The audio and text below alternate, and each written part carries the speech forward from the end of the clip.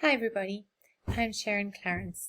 I am the author of Turning Access into Success, Improving University Education with Legitimation Code Theory, that will be out in March 2021 with Routledge Press. The book essentially focuses on theorizing educational praxis with practical social theory and tools to effect real change in education. And this video really just explains how the book is structured and who the book is for. The book begins with a basic premise that academic development work and teaching work as well has evolved significantly in the last 4 decades. And while much of this work is now theoretically informed and grounded, much of it still is atheoretical or at least theory-light. So really you have these two poles of quite a lot of theory, but theory that is not necessarily always accessible to lecturers in a day-to-day or tangible way, and then very little or no theory on the other end. So this book really positions itself between those two parts of the continuum to use sophisticated theory, but in a way that is actually accessible and manageable for the average educator.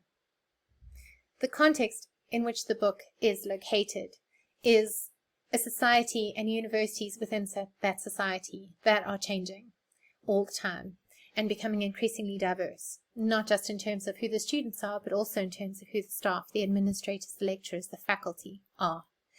And it argues that, along with many other studies in higher education as a field at the moment, we can't keep designing our curricula and teaching and assessing students as if either the staff or the student bodies are homogeneous.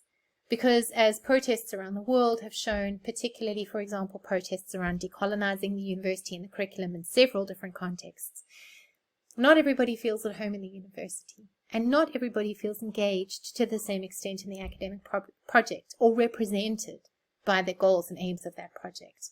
And so this means that not everybody is successful in the ways that they should be or could be. But this book argues that to make meaningful and context-relevant sustainable change, we need to be able to theorize what it is that we're doing, why we're doing it, and how we're doing it. But we need to be able to do that in ways that are actually tangible and usable on a day-to-day basis. We need theory that is applicable to our particular contexts. So legitimation code theory has been chosen for this book precisely because it enables us to do this kind of work. It gives us a sophisticated set of theoretical understandings of both society and education, but it contains practical, adaptable theoretical tools that we can use to analyze what's going on in our own context, to think about the kinds of changes that we could make, and then to make those changes. It also, as a theoretical toolkit, contains tools for teaching and learning and assessment as well. And this is what is demonstrated in the book. So the book essentially takes you through a series of steps in, if you like, a teaching and learning process, starting with understanding the context that you're teaching in and the different kinds of push and pull factors that are shaping that context, then moving on to how you design a curriculum, the kinds of choices you can make in your curriculum design and how you might be able to do those differently, how you then teach students in a classroom to understand the knowledge and use the knowledge that you're working with, how to then assess students and teach them how to respond to the assessments in appropriate ways, and how to then give them feedback on their assessment and evaluate your own teaching and learning practice for further ongoing reflection and learning. The book then closes by pulling these threads together and arguing for how we can begin to move from access towards greater success for more of our students and also consequently for more of our lecturers, our staff. So chapter 1 opens with these different threads that run through the book. The first is an argument that notions of social justice and social inclusion are necessary critical responses to dominant understandings of success in higher education as a largely individual endeavor, disconnected from socioeconomic contexts and structures in which we live and in which we grow up and in which we go to school and have our homes and learn all of these different kinds of things that universities draw on, including reading and writing practices. Legitimation code theory is introduced as a way of thinking through and theorizing this wider context, especially what knowledge is and who and what knowers are and can become in the university and then in wider society. It sets out the structure of the book, and it also includes a brief glossary of key terms and concepts. The substantive chapters then pick up these threads. Chapter 2 begins with looking at the drive in many university contexts towards building employability skills into the curriculum, which is often done in a relatively generic way, and argues that what students come to university to learn is specialized knowledge and specialized ways of becoming knowers, not generic ways of becoming knowers. So to really make students employable and able to work outside of the university and adapt as where their workplaces change and as their work changes, what they need is less of the generic and more of the specialized ways of knowing and working and being and becoming. It uses the specialization dimension of legitimation code theory to think about how you can capture, express, and then also enable your students to grasp the specialized nature of knowledge and knowing in your discipline and why this is important. Chapter 3 picks up these tools, building on them with what is called the epistemic pedagogic device, which is really a tool that enables you to ask deeper questions about your curriculum. Particularly in the sense of this chapter, what knowledge is being included in the curriculum? Whose voices does that knowledge represent? Whose voices does it silence or exclude?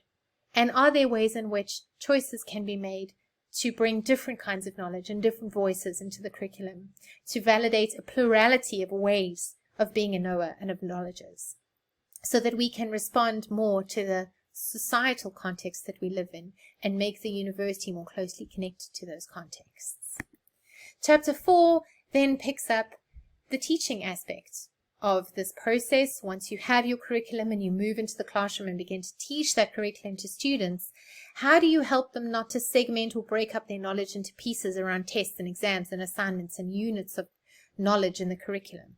How do you help them to actually transfer their learning from one curriculum unit to the next, from one module to the next, from one year of study to the next? How do you help them to cumulatively build not only their knowledge, but also who they are becoming as knowers? Chapter 5 then begins to look at assessment, particularly how students become academically literate within the disciplines, often evidenced in how they read, think, draw, or create through using knowledge. And how do we then enable them to actually be able to do that more effectively? So like Chapter 4, Chapter 5 also uses tools from the semantics dimension of legitimation code theory to visualize how we learn, how we make knowledge, and how we then show people what it is that we know or what we've learned. Finally, Chapter 6 closes the teaching learning cycle in a way with feedback and evaluation, using tools from both specialization and semantics to look at how we give feedback to students on their work and how we ask them for feedback on what we've been doing as teachers, and how we can do these in less generic and more specialized, context-relevant, specific sorts of ways, so that we give and get the kinds of feedback that enables deeper, reflective, ongoing learning. Finally, Chapter 7 concludes the book by pulling back through these threads from the introduction and showing how we can actually make sustainable change in the university, so that even in small ways, we can begin to make a greater number of students feel included, feel at home, feel engaged by the academic project, and enable a greater number of students and also lecturers feel successful in their learning and teaching. The book is really written for educators, lecturers, and academic or educational developers, and it's written with recognition of issues that are familiar across many different higher education contexts, even though the specificities of how these issues play out will change depending on the context you're working in and the different historical and also contemporary factors that shape that context. The theory is not just offered for you to make sense of on your own, but is actually explained, applied, and very much linked to these particular kinds of issues. So it's used in very practical ways. It's demonstrated in practical ways. And it's also written by somebody who is an academic developer and who is also a lecturer, who struggles with many of these same kinds of issues in her own classroom every single day. So it's written with a certain amount of empathy and care and understanding that being a teacher, being an educational developer is hard work. And in our current COVID moment where we're all online, or at least in very much more blended learning situations, it's even harder perhaps to make these kinds of connections with our students. So the book is really written with this in mind, to be practical, to be empathetic, but also hopefully to be usable and inspiring. For links to websites that are currently selling the book, please see below the video. And if you have any questions or comments, or you want to reach out to me about the book, please do email me. I'd love to hear from you. Thank you.